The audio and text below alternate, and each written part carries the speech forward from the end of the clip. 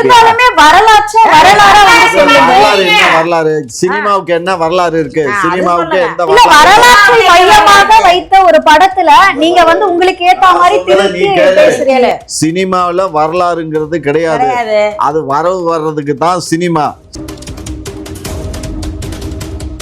முடங்கி போச்சுன்னா என்ன பண்றது பாரு. இப்ப பாவம் தம்பி இவரு விஜய் நடிச்ச படம் 250 ரூபா சம்பளத்தை வாங்கிட்டு அவரு போயிட்டாரு கல்லா கட்டிக்கிட்டு. இன்னைக்கு அந்த ப்ரொடியூசர் 500 கோடிக்கு மேல செலவு பண்ணி படத்தை ரிலீஸ் பண்ண முடியல.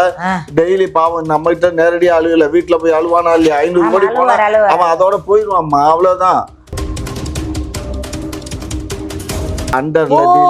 அரசியல் பேசியிருக்காரு விஜய், பூரா அரசியல் பேசியிருக்காரு. இவரை விட்டு தேடுவாங்களா? ஆளுங்கட்சியை பேசுறது அந்த பக்கம் அங்கிள் மோடி அங்கிள் பழிக்குமா? அவன் பாச்சாங்க அறிவு இல்ல, சொல்ல தெரியாது. மக்களே கேளுங்க மக்களே. உதயநிதி எதுக்கு நின்று பேர் சொல்லியிருக்காரு? நான் தப்பா சொல்ல கேட்டுறேன். ஆனா செவிலியெல்லாம் சொல்ல வேண்டிய கேள்விக்கு சொல்லுவாங்க, சொல்லக்கூடாத கேள்வி எதை சொல்லியிருக்காரு சொல்லுங்க.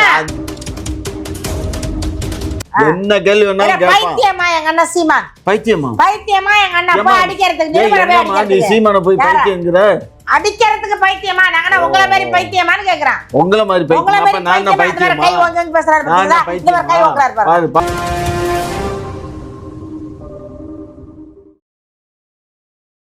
குக்கு செய்தி நேயர்களுக்கு வணக்கம். நான் உங்க தீபிகா. இன்று நிகழ்ச்சியின் சிறப்பு விருந்தினர்கள் முனைவர் காமாட்சி நாயுடு அவர்கள் மற்றும் நாம் தமிழர் கட்சியின் மாநில கொள்கை பரப்பு செயலாளர் வன்னை சுமதி அவர்கள்.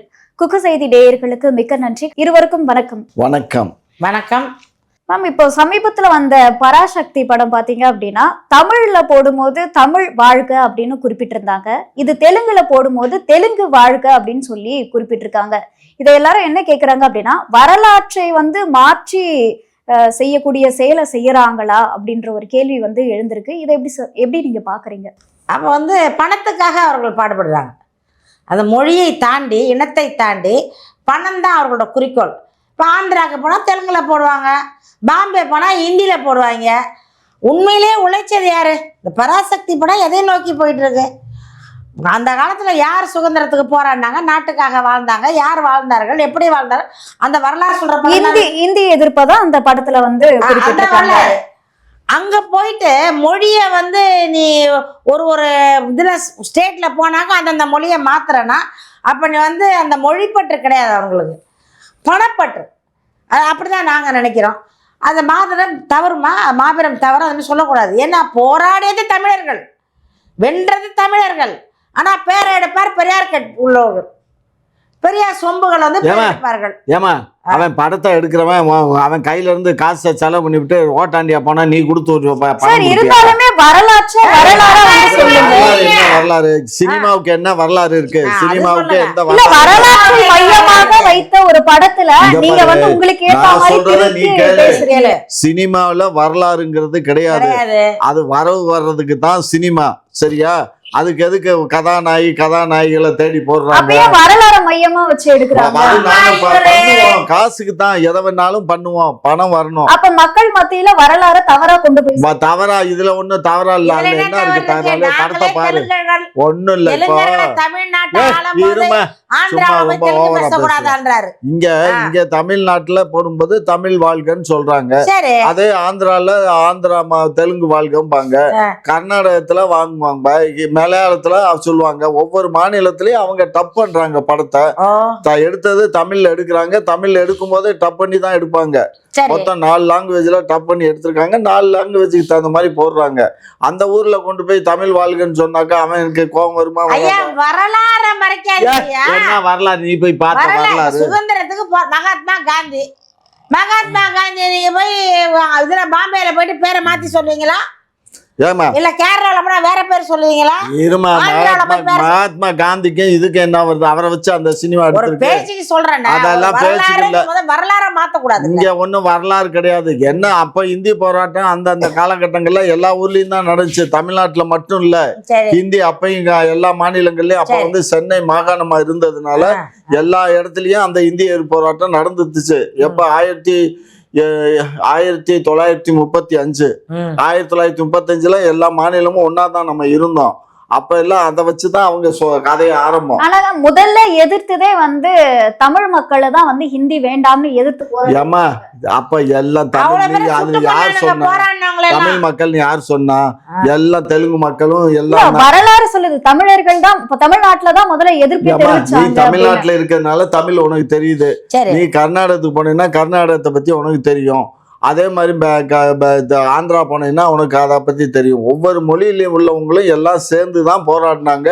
அப்ப வந்து எல்லாமே இங்க ஒரு விஷயம் புரிஞ்சுக்கோ, அப்ப இங்க இருந்தவங்க எல்லாமே தமிழ் முதலமைச்சர் இல்ல, அப்ப வந்து தெலுங்கு முதலமைச்சர்கள் தான் தமிழ்நாட்டுல இருந்தாங்க. சரியா? தெலுங்கு முதலமைச்சர்கள் தான் இருந்தாங்க.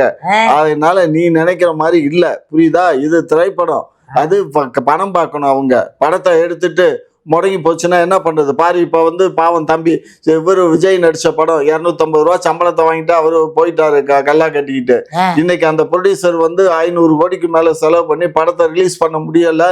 டெய்லி பாவம் நம்ம கிட்ட நேரடியா அழுகல, வீட்டுல போய் அழுவானா இல்லையா? 500 கோடி போனா அவன் அதோட போயிடுவான்மா, அவ்வளவுதான். இல்ல இதற்கு அடித்தளமே வந்து யாரு காரணம்? பாருங்க, எல்லாம் ஒன்றிய அரசு தான் காரணம். அண்டர் டீலிங் போட்டிருக்கீங்க இல்லையா? ஒன்றிய அரசு கூட அண்டர்ல டீலிங் போட்ட அண்டர் டீலிங் போட்டதுனால அவங்க வந்து செயல்படுத்துறாங்க. இந்தாமா நாங்க அண்டர்ல டீலிங் அரசியல் பேசியிருக்காரு விஜய். பூரா அரசியல் பேசியிருக்காரு. இவரை விட்டு தேடுவாங்களா? இது ஆளுங்கட்சியை பேசுறது அந்த பக்கம் அங்கிள் மோடி அங்கிள் பழிக்குமா அவன் பாச்சாங்க. அன்றைக்கு வாசிக்கணும். வரும்போதே வந்து அப்படியே கொடியை கட்டி வரக்கூடாது. கும்பல வரும்போது அமைதியா வரணும். முதல் வரணும். எப்படியாப்பட்டவெல்லாம் ஆடி அடங்கினா தமிழ்நாடு இது அடக்கம் பண்ணிடுவாங்க தமிழ்நாட்டுல. ஆனா சீமான் அவர்களே சொல்லியிருந்தாரு, அதோட தெலுங்கு வெர்ஷன் வந்து நான் பார்த்தேன், அதுல பெருசா அரசியல் வந்து இருக்க மாதிரி தெரியல. அதுக்கு போய் வந்து இந்த சென்சார் போர்டு கொடுக்கலன்றது வந்து இதுக்கு பின்னாடி வந்து அரசியல் இருக்கு அப்படின்ற மாதிரி பேசுறாங்க. அரசியல் இருக்குமா? முழுக்க முழுக்க என்ன பின்னாடி அரசியல் இருக்கு? முழுக்க முழுக்க அரசியல் தான் இது. இப்ப எங்கப்பா அந்த 43 பேர் வயிற்றுல ரெண்டும் இறந்தது, 43 பேர் இறந்தத இப்ப பெருசாக்கி இப்ப ஆதவர்ஜினாவை தான் காரணம் காட்டி புஷி ஆனந்த் எல்லாம் ஓடி ஒளிஞ்சிட்டாங்க. எல்லாரும் கொண்டு போயிட்டாங்க. வச்சு ஒரு பாப்பாங்க வியாபாரம் பேசுவாங்க. இது வந்து எப்படின்னா பிஜேபி கூட ஒன்று கூட்டணி போகணும் விஜய், இல்லைன்னா திமுகவோட கூட்டணி போகணும். திமுக மட்டும் லேஸ்பட்டதா? எல்லாம் அண்டர் கிரவுண்ட் வேலை தான். சொன்னார்ல அண்டர் கிரவுண்ட் வேலை தான் இது. ஏமா திமுகல வந்து விஜயே நாங்க கூட்டணியில சேர்த்துக்க மாட்டோம். இது உறுதி, முக்காலும் உண்மை, புரிஞ்சுக்கோ. நாங்க யாதவ அர்ஜுனையா அனுப்பி வச்சீங்க? யாதவ அர்ஜுன் நாங்க அங்க அதிமுகல செங்கோட்டையன் போயிருக்காரு. இவர் ஆதவ அர்ஜுனா திமுகல இருந்து போயிருக்காரு. திமுகல இருந்து அவர் விடுதலை சிறுத்தைகள் போய் விடுதலை சிறுத்தைகள் யார்கிட்ட இருக்கு? திமுகல தானே இருக்கு. அவங்க போயிருக்காங்க. அவர் என்ன பண்ணிருக்காரு? சம்பத் ஒருத்தர் போயிருக்காரு, தோல்வாய் சம்பத்து, அது பிஜேபில இருந்து போயிருக்கு. எல்லாம் சேர்ந்து ஒரு வழி பண்ணிட்டாங்க விஜய. ஆனா இன்னும் ஒண்ணு, விஜய் கட்சியில இருக்கவங்க சரி கிடையாது. அந்த அணில் குஞ்சுகள் தற்குறி கூட்டம், பேச தெரியல, எப்படி பேசுறது, ஏன் பேச தப்பா ப்ரொஜெக்ட் பண்ணிட்டாங்க. விஜய வந்து நீ பெரிய கடவுள் ஒரு படத்துல கொண்டு இவர் செந்தில் காட்டுவாரு. அங்க பார் சிவன் தெரியுதா? எல்லாரும் தெரியலம்பாங்க. யாரு பொண்டாட்டியை தவிர யாரை இன்னொருத்தன் தொல்லை அவனுக்கு மட்டும்தான் தெரியணும்னா எல்லாரும் தெரியுதும்பாங்க. அந்த மாதிரி விஜயில இருக்கவன் பூரா, விஜய் கட்சியில இருக்கவன் பூரா தெரியுதுன்னு போயிட்டானுங்க. முட்டா பையங்களை வச்சு இன்னைக்கு யாரு உள்ள விஜய் வந்து அவர் தேவையில்லாத வேலை செஞ்சுட்டாருமா. தேவையில்லாத வேலைன்னா எதை சொல்றீங்க? திமுக விமர்சனம் பண்ணதா இல்ல பாஜக விமர்சனம் பண்ணதா? ஆணவம். நாம் தமிழர் கட்சியும் தான் திமுகவையும் விமர்சனம் பண்றாங்க, பாஜகவையும் விமர்சனம் பண்ணா தவறு செய்த விமர்சனம் பண்ணுமா? ஆணவமா பேச மாட்டோமா? எங்க அண்ணன் என்னைக்காச்சும் ஸ்டாலின் நம்ம கூப்பிட்டுருக்காரா? கூட மாட்டேன். அண்ணன் பாரு, ஐயா பாரு, அது கூட நிறைய கருத்து சொல்லணும். சீமான் அவங்க சாவுக்கு போனாரு, ஸ்டாலின் கை கொடுத்தாரு, எடப்பாடி கை கொடுத்தாரு, அண்ணாமலையை துண்டு போத்தினாரு. ஆமா, நாங்க எல்லாரையும் ஆதரிக்கிறோம். மனிதன் நம்ம மனிதன். நம்ம தமிழர்களுக்கே உரித்தானது ஒன்று என்ன தெரியுமா? அந்த பண்பாடு தான். அந்த பண்பாடு கலாச்சாரம்லாம் தமிழர்களுக்கே உரித்தானது. சண்டைக்காரனாக நம்ம வீட்டு வாசல் வந்து வாங்கன்னு கூப்பிடுவோம். அதுதான் நம்ம தமிழர் பண்பாடு. வந்து வாசல்ல தண்ணீர் கிட்ட சாப்பாடு போட்டு வைப்போம். அதான் நம்ம தமிழர் பண்பாடு. அந்த தமிழர் பண்பாடோட நாம் தமிழர் கட்சின்னு எங்கள் அண்ணன் சீமான் வந்து பயணிச்சுக்கிட்டு இருக்கோம்.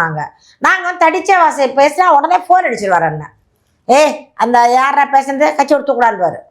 பேசுறதா யோசிப்பாரு, எதுக்கு பேச. ஏன்னா சீமான் அவர்களே வந்து செய்தியாளர்களை மரியாதை இல்லாம தான் பேசுறாரு. என்ன பேசினாரு? நீ என்ன திமுகவா அப்படிலாம் அந்த சாயம் போட்டுட்டு வந்து என்கிட்ட எல்லாம் கேள்வி கேட்கதா, அவ்வளவுதான் உனக்கு ஒருமையில வந்து அவரு கேட்டதை மட்டும் நீ திமுகவான்னு கேட்டதை போட்டாங்களே, ஏன் கேட்டாருன்னு போட்டாங்களா? ஏன் அவரு கேட்டாரு?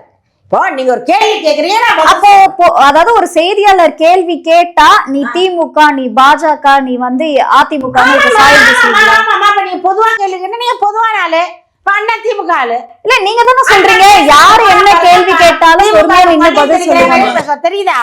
இவர் திமுகவோட ஆளுன்னு தெரியுது. நீங்க வந்து பொதுவான கொஸ்டின் கேட்கறீங்கன்னா பதில் சொல்லிக்கிட்டு இருப்பேன். நீங்க ஒரு கட்சியை சேர்ந்த என்னமா ரொம்ப சொம்ப தூக்குற, நீ என்ன பிஜேபியா, நீ அண்ணா திமுகவா, நீ என்ன திமுகவா, அதை விடுங்க, வேற கேள்வி கேளுங்க அப்படின்னு சொல்லியிருப்பாரு. ஆனா இவங்க கட் பண்ணிடுவானுங்க. எல்லாத்தையும் விட நீ திமுகவா அதை மட்டும் போடுவாங்களே ஒழிய அதை தவிர்த்து வேற கேள்வி கேட்பான். இல்ல எந்த கேள்வி கேட்டாலும் பதில் சொல்லக்கூடிய அரசியல் கட்சி தலைவர்னா அது சீமான்னு சொல்றீங்க. அப்ப செய்தியாளர்கள் கேள்வி கேட்கும் போதே நீ திமுகவான்னு கேட்டு தடை பண்றாரு. எந்த கேள்வி கேட்டாலும் கேட்கக்கூடிய ஆள் சீமான். அதற்கும் கேள்வி கேட்கிறாரு. நெறியாளரை நெறிப்படுத்துறாரு. நெறியாளர் நெறியோட நடக்கணும், நெறி தவறாமல் நடக்கணும், நெறியோட கேள்வி கேட்கணும். அதற்கு பேர் தான் நெறியாளர். நெறியாளர் வந்து குறுக்க வந்து குசும்பா கேள்வி கேட்டா இல்லம்மா. ஊடகங்கள் வந்து சில ஊடகங்கள் வந்து பிஜேபி சார்ந்திருக்கு, சில ஊடகங்கள் திமுக, சில ஊடகம் அண்ணா திமுக.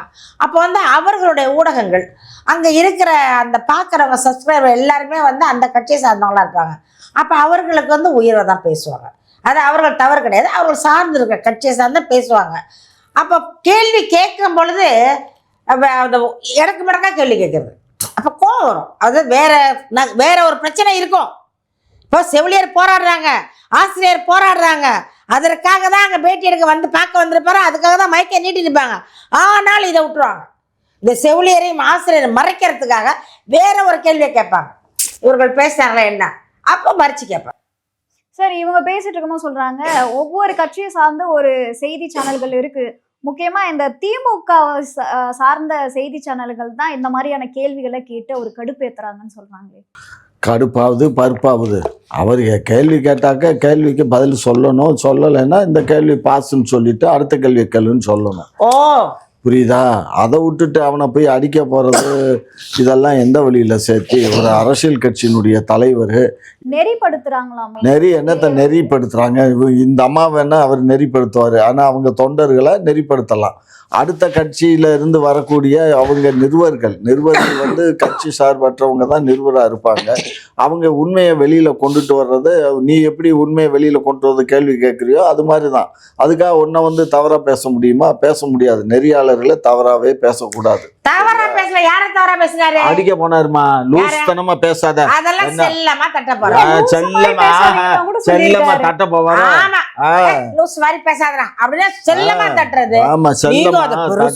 ஆவேசமா நீ என்ன திமுகவா திமுகவா அப்படின்லாம் சொல்லி பயங்கரமா கைய ஓங்கி அடிச்சதெல்லாம் தெரியல இந்த அம்மாவுக்கு. அப்ப அவருக்கு அந்த அளவுக்கு கோவம் தான். எல்லா கேள்விக்கும் பதில் சொல்லக்கூடிய ஒரே தலைவர் சீமான் சொன்னாரு. சாதகமா கேட்க முடியாது இல்லையா? நாம் தமிழருக்கு சாதகமா கேட்க அப்படி இல்ல, பொதுவான கொஸ்டின் அப்படி நடக்குது. அண்ணனுக்கு என்ன சொல்றீங்க அப்படி கேட்கணும். அவங்க செய்யறது ரைட்டு தானே, நீங்க எதுக்கு போராடுறீங்க, நீங்க ஏன் போறீங்க, நீங்க இது செவிலியருக்கெல்லாம் சப்போர்ட் பண்றீங்க அண்ணன் அவர் கேட்பாரு. இன்னும் திமுகவா திமுக சார்ந்து பேசுனா கேட்பாரு. அது வந்து அறிவு இல்லாதவன் எல்லாத்தையும் கடந்து போயிட்டு இருப்பான். அறிவு உள்ளவன் கேள்வி. அப்ப அவருக்கு தான் அறிவு இருக்கு, மத்தவங்களுக்கு அறிவு இருக்கவங்க வந்து அந்த கேள்வி எப்படி வருது, எந்த விசையில அப்ப வந்து உதயநிதி அவர்கள் வந்து நிறைய கேள்விகளுக்கு வந்து பதில் சொல்லாம போயிருவாரு. சொல்ல தெரியாது, அவருக்கு அறிவு இல்ல, சொல்ல தெரியாது, சொல்ல தெரியாது. மக்களே கேளுங்க கேளுங்க மக்களே. உதயநிதி எதுக்கு நின்று பதில் சொல்லியிருக்காரு? நான் தப்பா சொல்ல கேட்டேன். ஆனா செவிலியர்லாம் சொல்ல வேண்டிய கேள்விக்கு சொல்லுவாங்க, சொல்லக்கூடாத கேள்வி சொல்லிருக்காரு சொல்லுங்க. இருமா அந்த சொல்லக்கூடாது. பிரச்சாரத்துக்கு வந்தாரா முட்டை செங்கல்லையும் தூக்கிட்டு, அதுக்கப்புறம் எதுக்கு பேசியிருக்காரு அவரு? ஏன் பேசல? இன்ன வரைக்கும் பேசலையா? யார் சொன்னா? டெய்லி அவர் பேசிட்டு பெரிய இருக்காரு. மேடையில அவர்கள் திமுக மேடையில இருந்து பேசுவார். அப்புறம் பொதுமக்கள்கிட்ட சொல்லணும்னா ஒரு செய்தியாளர் சந்திப்பு, செய்தியாளர் சந்திப்பு இருக்கு. செய்தியாளர் சந்திப்புல ஒரு இதே கனிமொழி பேசுறாங்களா? நின்னுமா கனிமொழி கேட்காம என்ன பேசுறாங்க? பார்த்தா ஒரு சிரிப்பாங்க, அப்படியே ஓடிடுறாங்க. ஸ்டாலின் அண்ணா வந்து நிக்கிறாரு, நின்ன ஒரு வார்த்தை அதுக்கு பதில் அவராச்சும் ஏன்னா முதலமைச்சர் இல்ல அது கூட பரவாயில்ல. ஏன் 5வது கேள்வியை ஃபர்ஸ்டே கேட்டீங்க? யாரு? ஸ்டாலின் அவருக்கு. அதுதான் கேளுங்க. இவர்கிட்ட ஓடல நின்று என்னத்த பேசுறாரு? நின்று பேசணும்னா துணிச்சல் இல்லைன்னா அரசியலுக்கு வரக்கூடாது. தைரியம் இல்லைன்னா அரசியல் வரக்கூடாது. கட்சிக்கு வரக்கூடாது. அரசியல் தகுதி இல்லாதவங்களும் அரசியல்ல உட்காந்துக்கிட்டு அப்ப எங்க அண்ணன் கேட்கிறாரு கேள்வினாக்கா அவருக்கு கோவம் வருதுமா. இவரு பேசுறது எனக்கு கோவம் வருதுல்ல. இப்போ நான் சொல்லிக்கிட்டு இருக்கேன், அவர் ஏன் பேசல, எப்ப பேசல, எங்க பேசல, அதான் பேசினாரு, என்ன கோவம் வருதுல்ல நம்மளுக்கு. இதுதான் வரும் வரும் வரும். ரெண்டு பேர்த்தையும் போய் நீதிமன்றத்துல வழக்கு போட்டு இழுத்தா தெரியும். இல்லங்க என்ன சொல்லுவீங்க? எங்க நாங்க செஞ்ச தவற சுட்டி காட்டினாங்க வழக்கு போடுவீங்களா? சுட்டி காட்டினீங்க நிருபரை அடிச்சியா இல்லையா? அதுதான் கேள்வி. நீங்க பாத்தீங்களா நிருபர் ஏற்கனவே என்ன கேள்வி கேட்டா உங்களுக்கு தெரியுமா?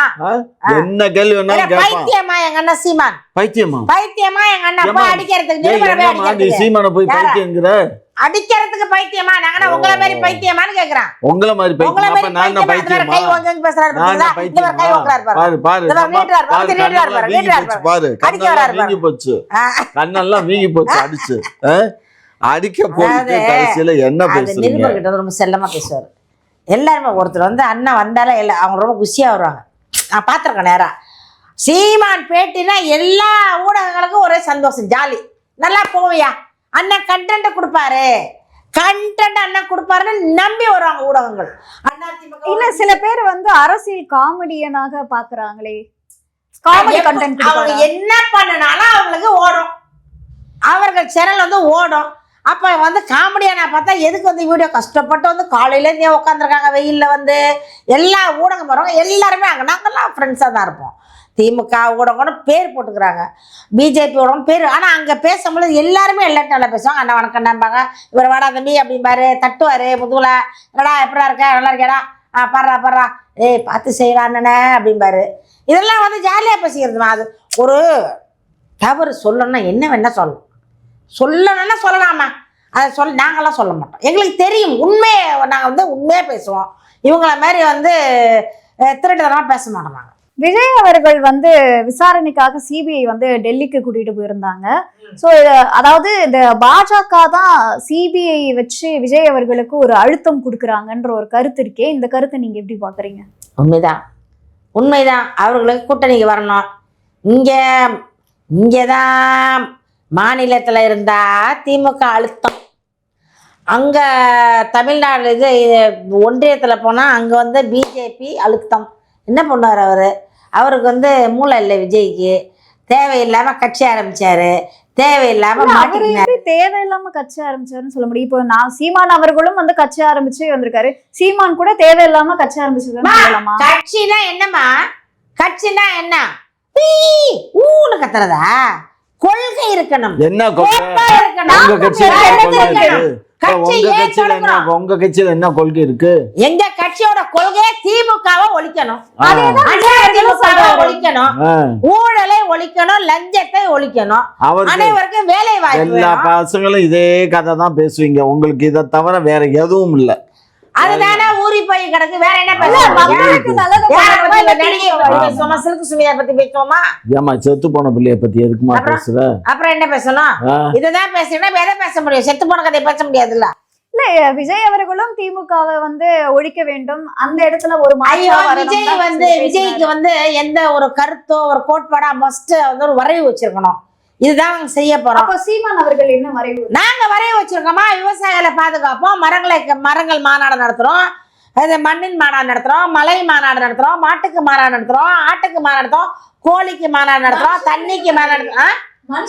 மனுஷர்களை வச்சுதான் மாநாடு. இதுதான் அறிவு வந்து கொஞ்சம் தூக்கலா இருக்கும். நாம் தமிழர் கட்சி தூக்கலா இருக்கும். மனுஷரை வச்சு பண்ணுன்னு சொன்னீங்களா, மனுஷர் இல்லாத மாநாடு மாநாட்டுல வந்து மாடுகள் தான் அங்க அதிகமா இருக்கு. மாடுகள் மாநாடு நடத்துறது மனிதர்கள், ஆடுகள் மாநாடு மனிதர்கள், மலை மாநாடு நடத்தும் மனிதர்கள், நாம் தமிழரை சேர்ந்தவர்கள். அது தண்ணீர் மாநாடு நடத்துறோம், கடலுக்கு மாநாடு நடத்துறோம்.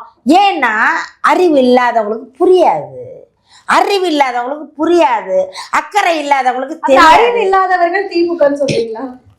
இந்த மாதிரி கேள்வி கேட்கறவங்க எல்லாம் அப்படிதான். அப்ப என்னையும் அறிவு இல்லைன்னு சொல்றீங்களா? மேபி இருக்கலாம். ஏன்னா பட்டது கேட்டீங்கல்ல, மனிதரே இல்லாம மாநாடு கேட்டீங்கல்ல, அது எப்படி நடத்த முடியும்? இது என்னோட கேள்வி இல்ல, நான் மக்களோட தரப்புல இருந்து அவங்களுக்குன்னு வச்சுக்கோங்க. சாரி, அப்ப நாம் தமிழர் கட்சி மக்களுக்கு அறிவு இல்லைன்னு சொல்றாங்க. மக்களுக்கு இல்லம்மா, இந்த மாதிரி இடக்கு முடக்கா கேள்வி கேட்க கூடாது. ஒருத்தர் ஒண்ணு செய்யறாங்கன்னா அது என்ன, ஒரு ஓவியர் வந்து சில பேர் ரோட்ல வரைவாங்க, அந்த கோலமால அப்படி வீசும் போதே என்னடா பண்ற, ரோட்ல குப்பை போடுறான்னு கேட்க கூடாது. அவன் என்ன செய்ய வர்றான், அவன் என்ன செய்யறான், ஏன் செய்யறான், அதை முடிக்கப்ப சிந்திக்கணும். சிந்திக்க முடியாம இவங்களுக்கு பயமா கேள்வி கேட்கறாங்கன்னா அறிவு இல்லைன்னு நாங்கள் சொல்ல மாட்டோம், அறிவு இல்லைன்னு சொல்ல மாட்டோம், பயம். இவர் எங்க நம்ம செஞ்ச ஊழலாம் விட்டுருவாரோ, இவர் வந்துருவாரோ, ஜெயிச்சிருவாரோ, மக்களுக்கு விழிப்புணர்வு கொடுத்துருவாரோ நம்ம அப்படின்னு விஜயை பார்த்து நாம் தமிழர் கட்சி பயப்படுது. அதனாலதான் விஜய பார்த்து யார பார்த்து விஜயா பார்த்து அந்த தமிழன்டா தமிழன். நாம் தமிழர் கட்சி ஒரு காலமும் ஒருத்தரையும் கண்டு பயப்படாது. நாங்கெல்லாம் அப்படியே கில்லி மாதிரி நிப்போம். சரியா? கில்லி படம் அவன் படம் தானே, அது இன்னொருத்த எழுதுனா படம். கில்லிங்கிறது நான் சின்ன பிள்ளை இருந்து விளையாண்டது, கிட்டி பிள்ளை விளையாடுவோம்ல, அது அடிச்சா கிட்டி விளையாடுறதெல்லாம் இருக்கு. ஆமா, குச்சிய வச்சு அந்த முனையில இப்படி தட்டினா பறந்து ஓடும் பாருங்க, அந்த மாதிரி கில்லி. நாங்க இந்த கில்லிய விடுங்க, இது ஒரு சொல்லி மாட்டிக்கிச்சு பாருங்க போய் டெல்லியில. அது வந்து மாட்டிக்கிச்சு, செக்கு பக்கா மாட்டிக்கிச்சு. தெரியணும், அறிவுபூர்வமா அரசியல் பண்ணணும். அவர் வந்து எதுவுமே இல்லை. அதாவது ஃபர்ஸ்ட் வந்து ஒரு ஒருங்கிணைக்கணும்.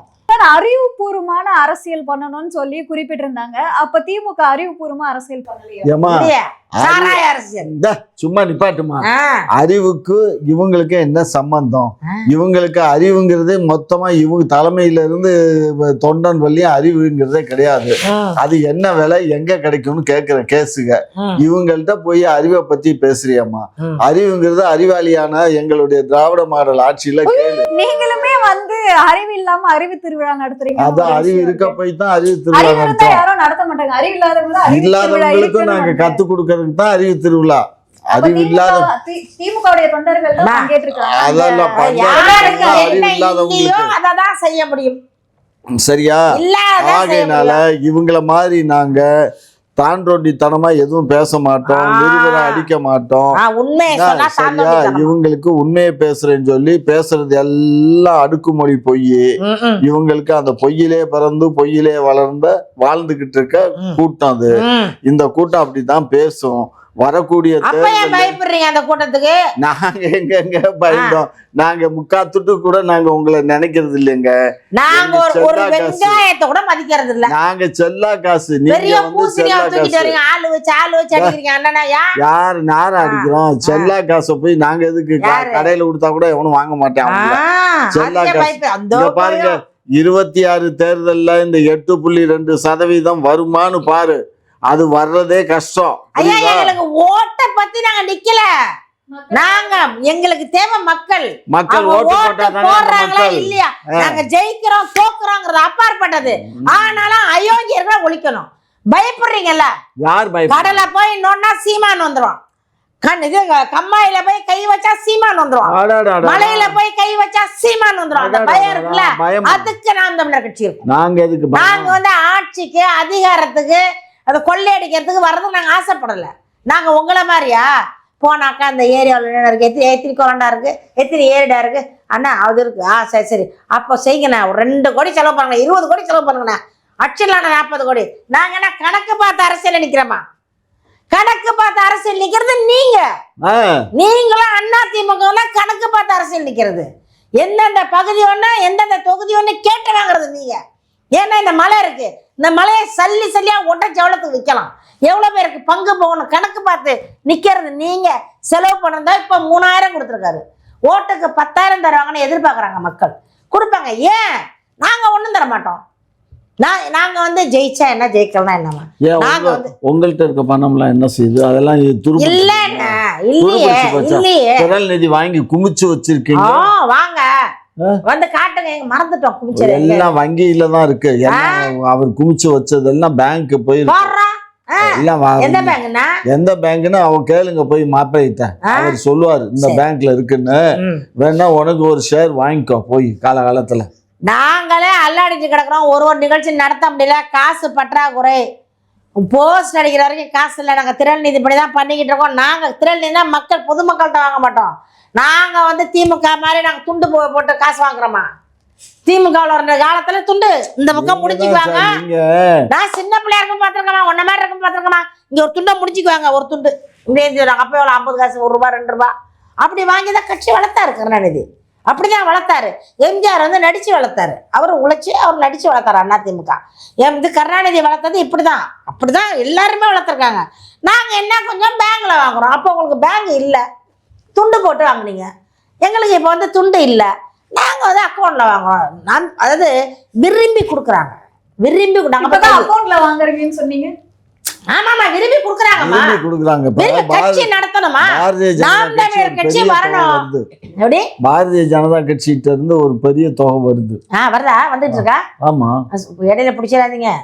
பயங்கரமான மோசமா தகவல் வந்துருச்சா உங்களுக்கு? எனக்கு வந்து ரெகுலரா வந்துட்டு இருக்கு. மாசம் இல்ல இப்படியேதான் போய் பிராடு, பித்தலாட்டம், உடான் சொல்றது அப்படி சொல்லி சொல்லி சொல்லி இதுதான் திமுக. ஏன் அப்ப கூட்டணிக்கு போங்களா? ஏன் ஓட்ட பிரிக்கிறீங்க தனிச்சு நின்று? நீங்க கூட்டணிக்கு போனீங்கன்னா தனிச்சு ஓட்ட பிரிக்க முடியாது, எந்த ஒரு தனி கட்சியும் ஜெயிக்க முடியாது. இல்ல யார் கூட கூட்டணி போகணும், யாரு கூட போகணும் அது உங்க இஷ்டம். அதெல்லாம் நாங்க சொல்லுங்க. ஒரு நல்ல கட்சியா சொல்லுங்க போறோம். நாங்க நல்ல கட்சி. அதுல என்ன வெள்ளம் சர்க்கரை எல்லாம் போட்டுருக்கு நக்கணுமா? நக்கி பார்த்து நல்லதா கெட்டதா? நல்லதுன்னாக்கா ஊழல் இல்லாத, லஞ்சம் இல்லாத, பாலியல் இல்லாத, சாராயம் இல்லாத ஒரு கட்சியை சொல்லுங்க, நாங்க போறோம். நீங்க உங்க சாராயங்கள்ல கம்பெனி நீங்க வச்சிருக்கீங்க, கடை நீங்க வச்சிருக்கீங்க, எல்லாமே கஞ்சா வியாபாரம். நேற்று கவுன்சிலர் அம்மா ஒன்று மாட்டிருக்கு, லேடிஸ் திமுக கவுன்சிலர். அது வீட்டுல கஞ்சா இருந்திருக்கு. எல்லாம் மாட்டிக்கிட்டு இருக்காங்க. அதுல போய் யார்கிட்ட கூட்டணி வைக்க சொல்றீங்க? நாங்க வந்து விக்கிறதுக்கு முன்னாடியே நாங்க புடிச்சிட்டோம்னு சொல்லுவாங்களே. நாங்க எங்க கட்சிக்காரங்கிறதுனால விட்டுட்டோமா? அவங்கள பிடிச்சி போடல.